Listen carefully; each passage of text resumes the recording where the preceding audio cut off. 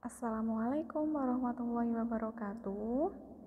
Bagaimana kabarnya anak-anakku kelas 7? Semoga sehat selalu ya. Selanjutnya, di bab 3 ini kita akan membahas tentang perubahan fisika dan perubahan kimia.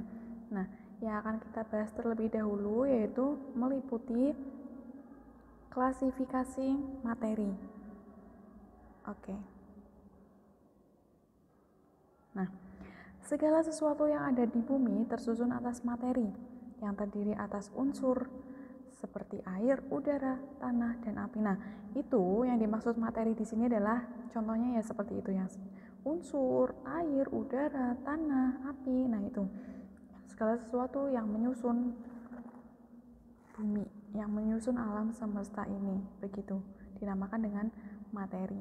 Nah, itu beberapa gambaran keragaman materi ya seperti air, tanah, udara, api, batu, dan lain-lain. Kemudian, berarti materi adalah sesuatu yang mempunyai massa dan menempati ruang. Segala sesuatu yang mempunyai massa dan menempati ruang dinamakan dengan materi.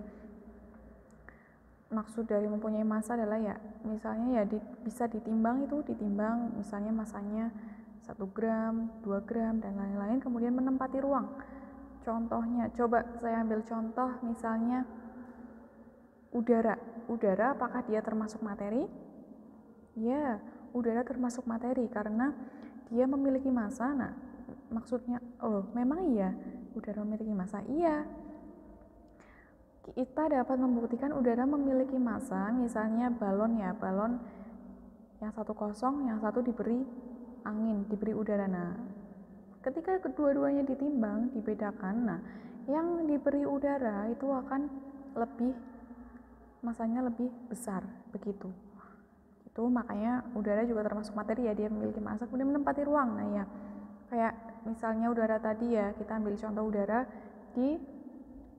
dia menempati udara di balon, berarti udara tersebut menempati ruangan, yaitu ruang balonnya tersebut. Begitu, itu contoh materi. Kita ambil contoh satu yaitu tentang udara tadi. Selanjutnya, materi berdasarkan wujudnya dikelompokkan menjadi 3. Ada yang wujudnya padat, ada yang wujudnya cair, dan ada yang wujudnya gas. Kita bahas satu-satu.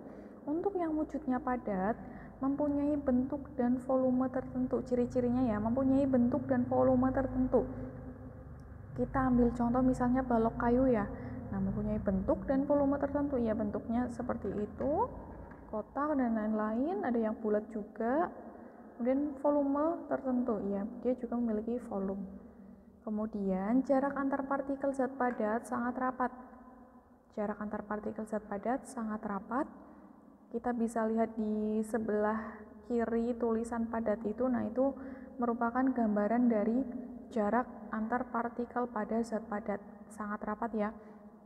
Kemudian partikel-partikel pada zat padat tidak dapat bergerak karena sangat rapat. Kemudian contoh untuk zat padat misalnya batu, kemudian plastik, kemudian tanah, besi, kayu, dan lain-lain, itu beberapa contoh zat padat. Selanjutnya yaitu zat cair. Zat cair ciri-cirinya yaitu mempunyai volume tertentu tapi tidak mempunyai bentuk yang tetap.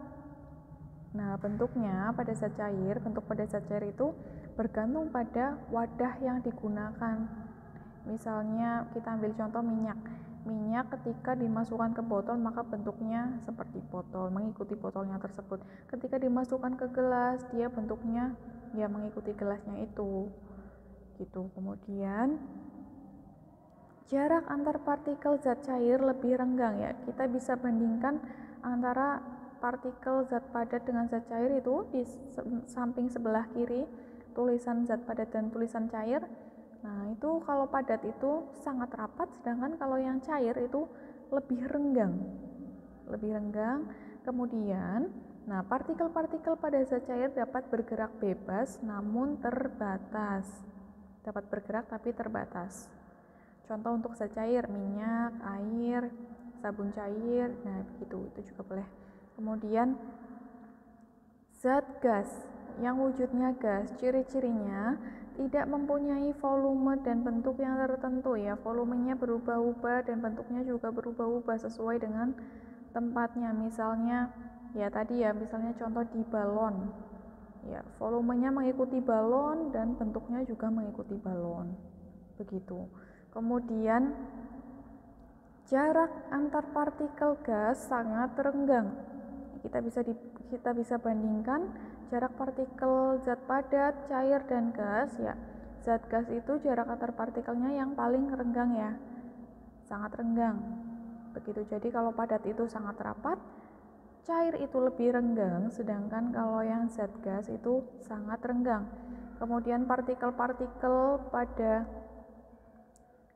wujud zat itu bergerak sangat bebas ya, karena jaraknya sangat renggang maka partikel-partikelnya bergerak sangat bebas.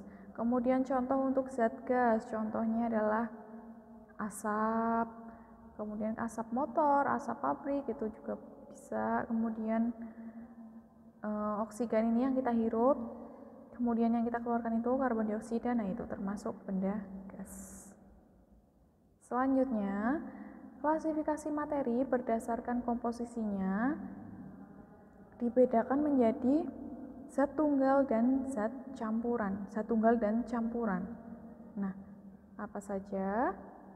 Untuk zat tunggal dibagi lagi, dikelompokkan menjadi unsur dan senyawa. Sedangkan untuk campuran ada berbagai jenis. Ada yang campuran heterogen, ada juga untuk campuran homogen. Kita bahas satu-satu. Nah, kita bahas zat tunggal dan campuran. Kita bahas dulu zat tunggalnya ya, kita bahas unsur. Nah, untuk unsur itu merupakan zat tunggal yang tidak dapat diuraikan lagi menjadi zat yang lebih sederhana dengan proses kimia biasa. Artinya unsur tersebut zat tunggal yang sudah sederhana ya, sehingga dia tidak dapat diuraikan lagi menjadi zat yang lebih sederhana dengan proses kimia biasa. Contohnya adalah emas, tembaga, besi, perak. Nah, itu oksigen, hidrogen, karbon. Nah, ini kalian bisa lihat beberapa contoh unsur di tabel, itu ada banyak. Itu. Kemudian selanjutnya yaitu senyawa. Kita bahas senyawa. Senyawa adalah zat tunggal yang dapat diuraikan menjadi dua atau lebih zat yang lebih sederhana. Contoh untuk senyawa air. Nah, air ini terdiri atas hidrogen dan oksigen, atau air itu dapat diuraikan menjadi hidrogen dan oksigen dengan proses kimia biasa. Nah, seperti itu. Atau nama lain dari senyawa juga kalian bisa menjelaskan gabungan dari beberapa unsur. Contohnya air. Air itu gabungan dari hidrogen dan oksigen. Seperti itu kan? Nah, atau senyawa juga kalian bisa menjelaskan bahwa senyawa adalah zat tunggal yang dapat diuraikan menjadi dua atau lebih zat yang lebih sederhana.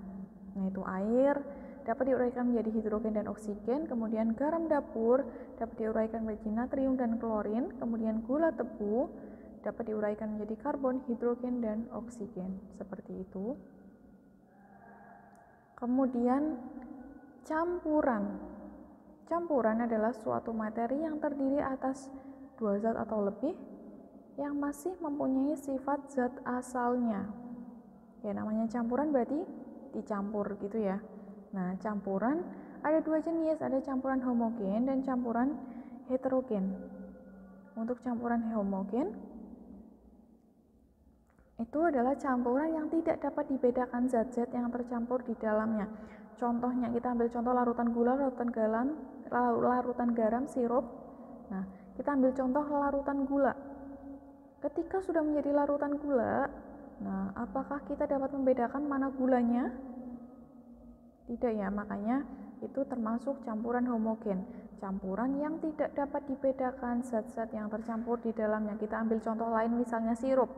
Sirup itu kan terdiri atas, dia itu campuran dari ada sari buah, gula, kemudian air, kemudian apalagi pewarna gitu ya. Nah, itu setelah dicampur kita tidak bisa membedakan mana gulanya, mana sari buahnya, mana airnya. Nah, seperti itu. Itulah campuran homogen, campuran yang tidak dapat dibedakan zat-zat yang tercampur di dalamnya.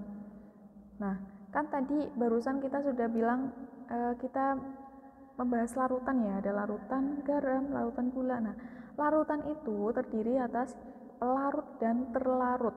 Nah, misalnya kita ambil contoh larutan gula, dia itu terdiri dari pelarut dan terlarut. Yang menjadi pelarut adalah airnya dan yang merupakan zat terlarut adalah gulanya tersebut. Begitu. Kemudian campuran heterogen. Campuran heterogen adalah campuran yang zat penyusunnya tidak dapat tercampur dengan sempurna. Artinya, zat-zat penyusunnya masih dapat dibedakan. Contohnya, campuran minyak dengan air. Nah, kan minyak dengan air kita masih dapat membedakan ya, mana minyaknya, mana airnya, begitu. Kemudian campuran air dengan pasir, ya kita masih dapat membedakan mana airnya, mana pasirnya. Kemudian sereal dengan susu, ya sama. Kita masih dapat membedakan mana serealnya, mana susunya. Nah, itu yang masih dapat dibedakan partikel-partikelnya, partikel penyusunnya, atau untuk suatu campuran yang masih dapat dibedakan zat-zat penyusunnya atau zat-zat penyusunnya itu tidak tercampur secara sempurna, nah itu dinamakan campuran heterogen. Nah, kita bisa lihat di gambar sebelah kanan, untuk campuran homogen itu tersebar secara merata ya, partikelnya tersebar secara merata, sedangkan untuk campuran heterogen itu partikelnya tidak tersebar secara merata. Begitu, sekian dulu untuk materi IPA bab 3 untuk klasifikasi materi. Semoga dapat bermanfaat. Wassalamualaikum warahmatullahi wabarakatuh.